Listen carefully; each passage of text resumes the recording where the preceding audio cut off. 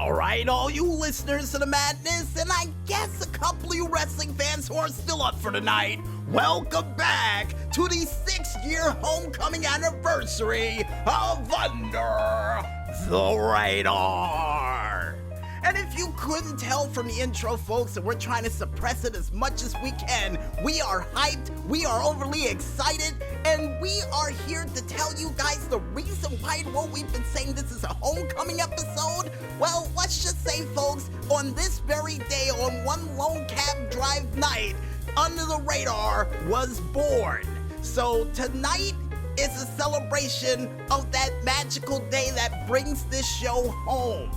And speaking of bringing things home, folks, I think it's time for us to call Mr. Peabody and Sherman, or, Bill and Ted, or anybody you know with a time-traveling device to get ready for us to go into another edition of Retromania. And the Retromania we have up to celebrate our 6-year homecoming event is a WrestleMania that went home itself, only known as WrestleMania 29, that took place inside of the MetLife Stadium, or the Meadowlands for those who truly remember the original name of it, in East Rutherford, New Jersey. Despite them saying that this took place in New York and New Jersey, it took place in New Jersey. And I'm not too entirely sure how close to New York it was, but it wasn't close enough for me to consider it inside of New York City.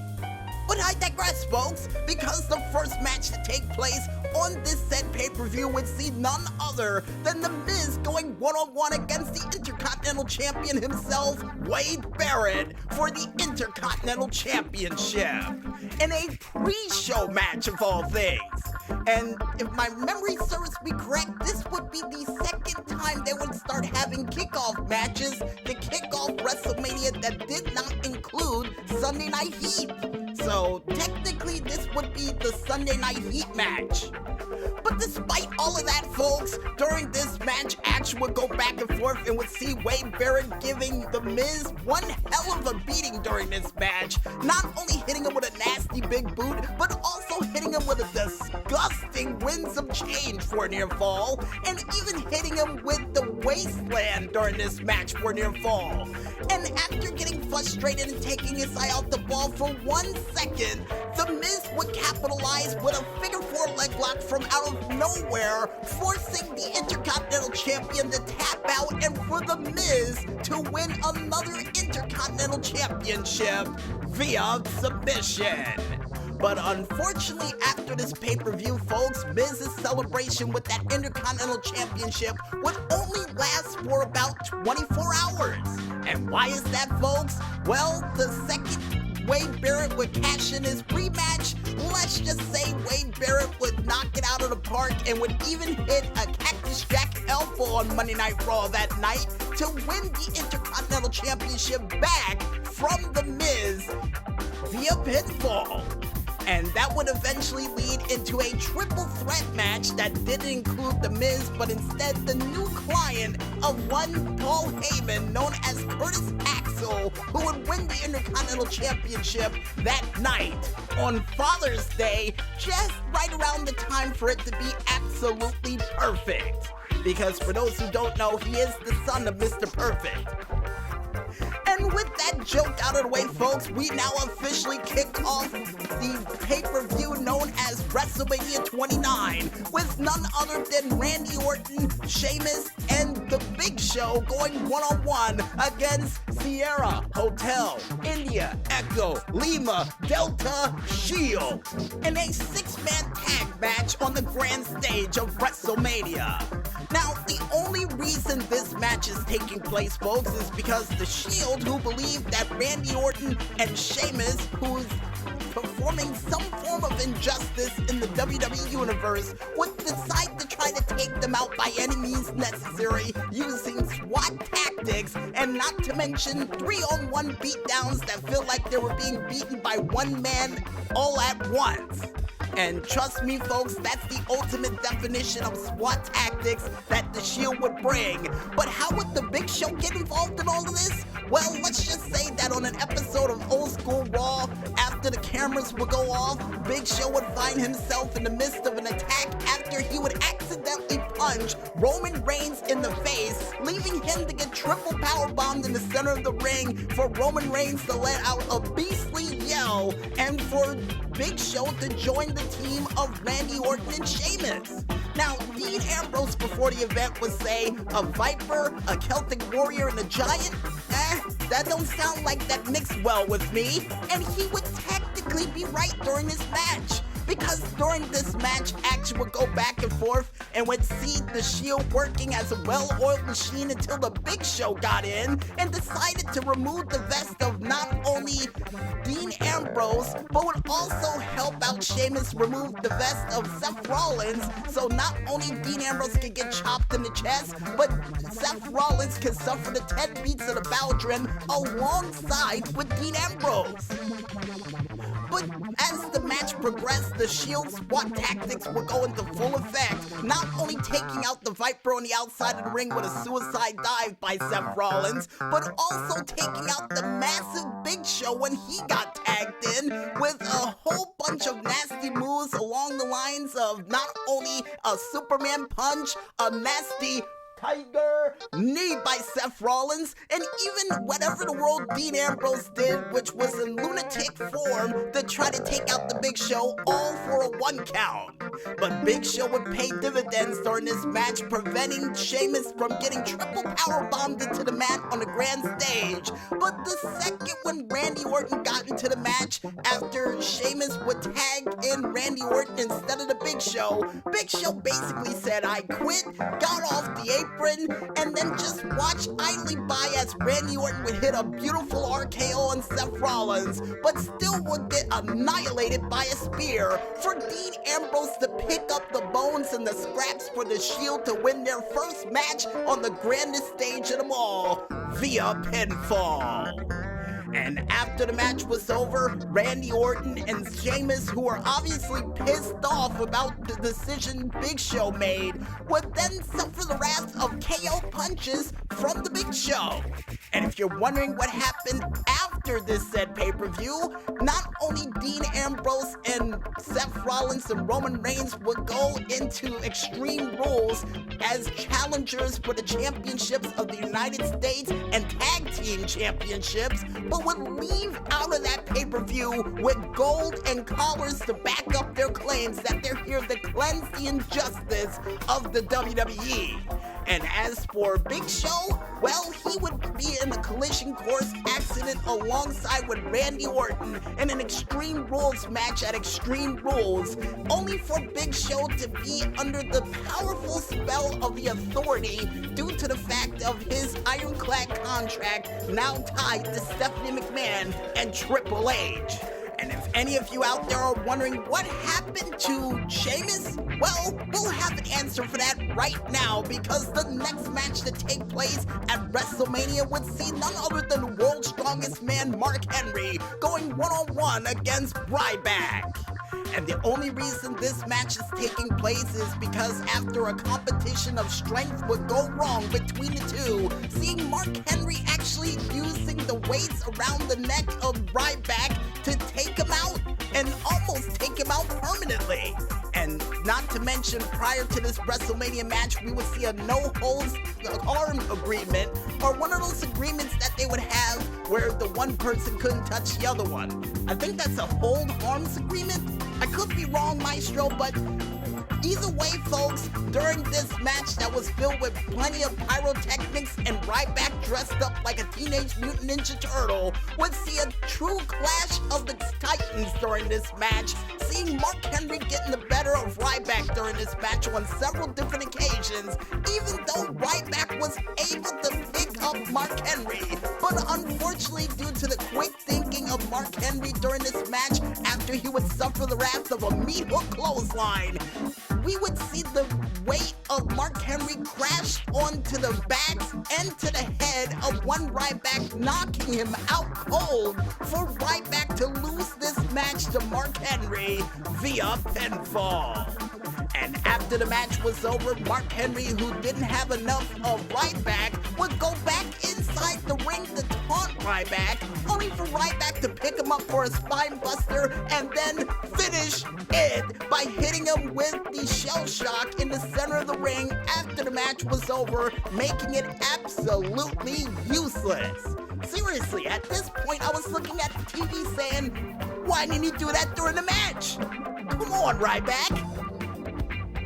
And for those who are wondering what happened to Ryback after this match, Ryback would go on to fight against John Cena for the WWE Championship. And after that, would go into a full O'Doyle rules, Ryback rules sort of mode, all the way up until somewhere around WrestleMania 30, where he would eventually be terminated. I mean, seriously, we wouldn't see Ryback again at WrestleMania after this year's WrestleMania. Kind of a weird high flame he had that quickly got snuffed out. And for Mark Henry, well, Mark Henry would be on the path of fighting against Sheamus in a strap match after an arm wrestling and a tug-of-war contest gone wrong, which would see Sheamus attacking Mark Henry backstage, making the match official at Extreme Rules. And oh yeah, not to mention Mark Henry with the fake retirement speech that he made for a certain world champion to fall for it and for him to get a world title match that same year along the path to him going to Extreme Rules, or more or less after Extreme Rules. And without spoiling the main event, folks, the next match that we have up sees Team Hell No of Daniel Bryan and Kane going one-on-one against Big E Langston and Dolph Ziggler with AJ Lee at ringside for the WWE Tag Team Championships. And during this match, or should I say the only reason this match is taking place, is because Big E Langston and Dolph Ziggler won the number one contendership match to become the number one contenders for these championships, and not to mention would see Big E Langston dominating in the ring, beating the holy high hell out of Team Hell No on his destructive path to become tag team champions with the current Money in the Bank himself, Dolph Ziggler.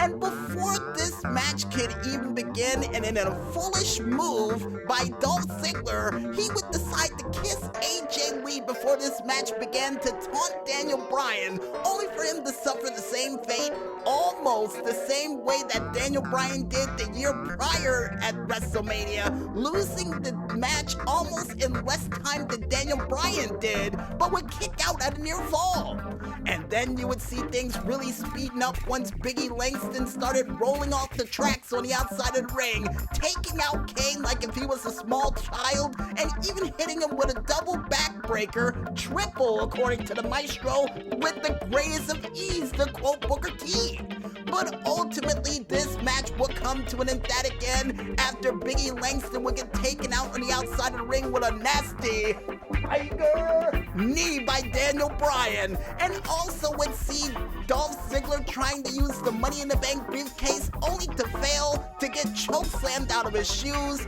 and for Daniel Bryan to do his flying kamikaze goat-like headbutt, for Kane to back him up by taking out Big E Langston yet again with a baseball slide to the outside, for the tag team champions to retain once again via pinfall. And after the match was over, Daniel Bryan would lead the fans on to a Yes-O-Mania-like chant that we would once again see in next year's WrestleMania in the main event of that said grand stage. Now, I won't reveal who's in that said main event because it's gonna spoil the card here, so we'll just save that for later, folks. Trust me.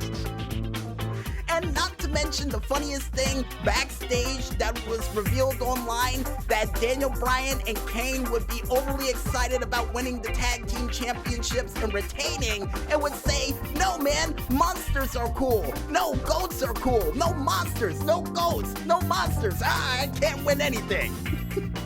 And for those who are wondering what happened to Big E Langston, well, after Dolph Ziggler would decide to turn his back on AJ Lee, Big E Langston would get in a war with Dolph Ziggler that would somehow involve Caitlyn, leading into an intergender match at SummerSlam for this year. Yeah, and not to mention seeing Caitlyn pulling off a nasty spear on AJ Lee prior to that match. Trust me, folks, go back and watch it. It's disgusting. And the next match to take place at WrestleMania would see none other than the Ayatollah of rock and roll himself, Chris Jericho, going one-on-one against the dancing machine himself, Fandango, in a one-on-one match. I didn't know where I was going to lead with that, but nevertheless, folks, the reason why this match is taking place is because Fandango, who refused to wrestle the entire year up to his debut, telling people that he got his name wrong and you don't know how to say it correctly, so I refuse to wrestle in this match, only for Chris Jericho and his comedy that only he can do to get Fandango's name wrong by calling him Fandumbo, Fandingbat, Fanchico, Baby ate my dingo, or dingo ate my baby-o, or Bingo, what's his name-o? Oh! Only for Fandango to say, you will say my name correctly, and for Chris Jericho to say, oh, could you give me 2 tickets to Dead Man Down? And recording saying that his name was like the movie service of that time for tickets, Fandango. But he would pay for his comedy in the form of not only getting the crap kicked out of him by Fandango on several different occasions, but for Fandango to finally get enough anger in his system to challenge against Chris Jericho to debut on the grandest stage of them all. And during this match, despite Fandango dancing around like a fool, and not only getting hit with a code breaker from out of nowhere by Chris Jericho, Fandango would be able to roll to the outside of the ring, but still get the crap kicked out of him by Chris Jericho by diving to the outside of the ring from the top rope with a crossbody. And would see Fandango come back during this match by hitting his last dance leg drop and even a flatliner for a near fall. But ultimately, this match would come to an emphatic end when the Ayatollah of rock and roller would try to do his lion salt and apparently jam his knee in the process and even miss Fandango by a country mile, only to try to apply the walls of Jericho for his knees to buckle and for Fandango to take advantage of it to win this match with a small package, or what we called back in the day the Monday Night Special, for Fandango to dance his way to victory via pinfall. And for those who are wondering at home what happened to Fandango, well, the night after WrestleMania, it would lead to a dance sensation like no other, with everybody doing the Fandango dance, which is them pointing their hands up going doo-doo, doo-doo, doo-doo, doo-doo, doo-doo, do-do-do-do-do. And not to mention, would see Fandango in a rematch against Chris Jericho where he would lose at Extreme Rules. And not to mention, would not see Fandango in one major giant match at WrestleMania in the singles competition form ever again. Kinda sad. But at least we got a chance to see him perform in a Money in the Bank ladder match later on this year and almost guillotine someone's head off. Yeah, that's what happened. And I guess with that said, folks, we might as well head back into the music, and when we return, we'll be back with the second half of this WrestleMania Retromania from the MetLife Stadium in East Rutherford, New Jersey, right after this. So don't go anywhere just yet, folks, and stay tuned.